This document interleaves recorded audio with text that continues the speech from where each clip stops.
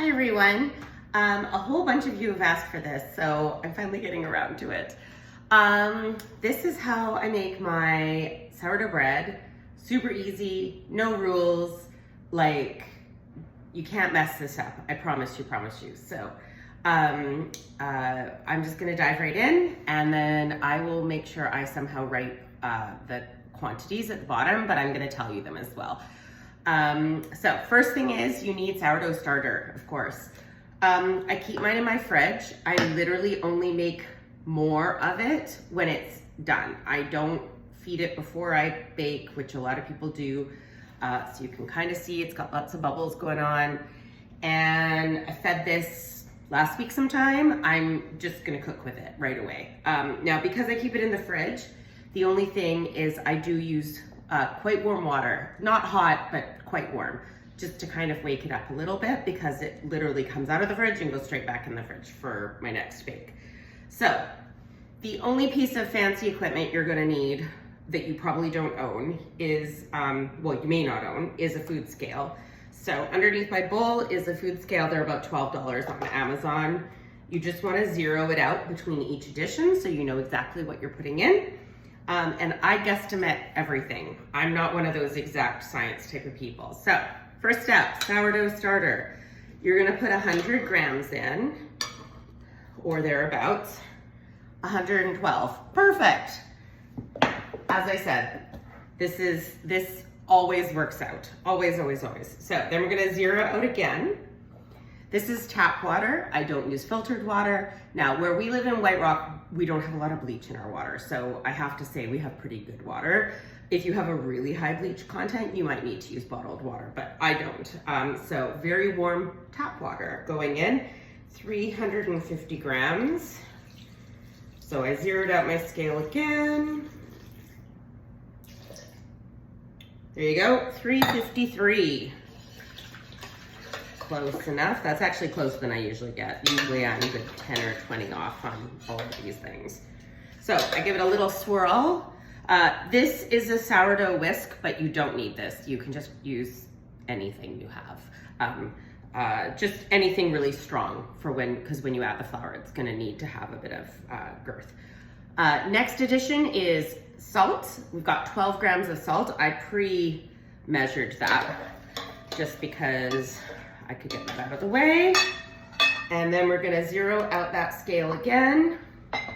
And we're gonna add 600 grams of flour. So we've got, I scoop it straight in by the cup load. And then when we get kind of close to the 600, I slow down a little bit, but there we go, we're at 450. Oh, 564. There we go, 602. Wow, I'm really on the money today. Usually I'm not this close. I'm usually way farther off. And that is literally it for step one. So you're gonna stir this.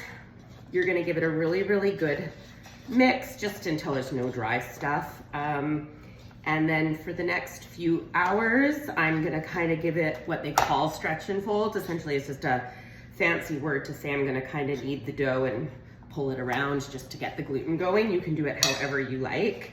So I'm gonna mix this a tiny bit more off camera, and then I'm going to put on a shower cap. That's what I use.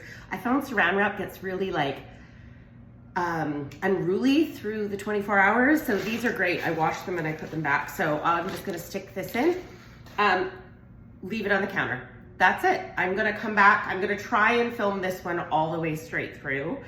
It should take, I always say between 12 and 24 hours, depending on when you wanna bake. It's up to you. That's totally, it can sit in the fridge longer or it can sit in the fridge for zero time. The fridge time is generally just to extend it to when you wanna bake it. So yeah, so it is, let's tell you, it's 4 p.m. on Friday. I'm going to give you kind of a back to back, but my timing is just when it works for me. So yeah, that's about it. We'll see you in a couple hours. All right, I'm back. So it is 8 o'clock? Yeah, 8 o'clock. But had some dinner. So this has risen quite a bit. It's definitely gotten very stretchy. I think you can probably see more of a stretchy Play-Doh consistency, I guess now. So yeah, so it's 8 o'clock at night. I'm gonna give it a little bit of another couple stretch and folds, meaning I'm gonna just kind of pull and fold it back onto itself. And then we're gonna go up and watch a movie, and then right before I go to bed, I'll do one last one, and I'm gonna put it in the fridge for the night. So that's gonna be it. All right. All right, it's 10:30 at night. We've watched a movie.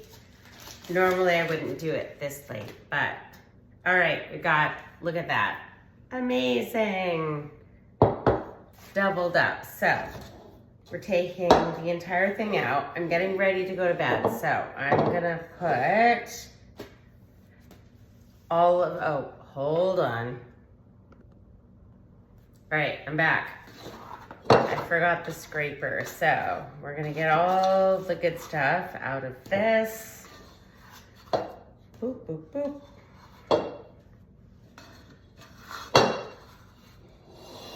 All right, so we're gonna get this ready to shape and set up for the night. So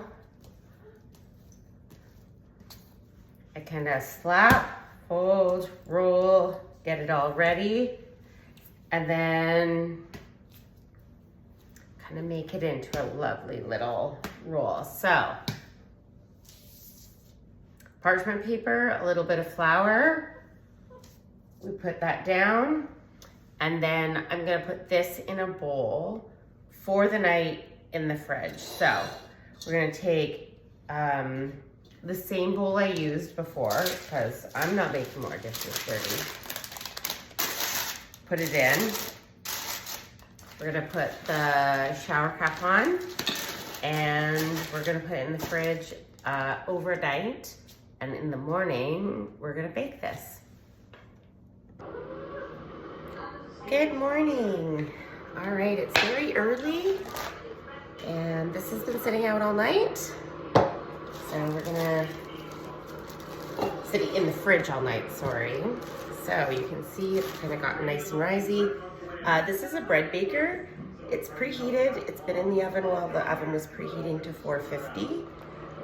You don't need a bread baker though. You can do this with a regular pot. You can see it's used a lot. I'm gonna quickly score the top of mine. I'm just doing a super simple one because this is just for Jason and I. Oh. There we go. All right, so I'm gonna put this in. I add 2 ice cubes to mine. It adds that gloss to the outside. That's totally not necessary though. We're gonna put the top on, and we're gonna bake covered for 20 minutes, and then we're going to take the lid off and bake for another 20 minutes in a 450-degree oven. I'll show you when it's done. All right, 20 minutes is up. Wow. Look at that. So pretty.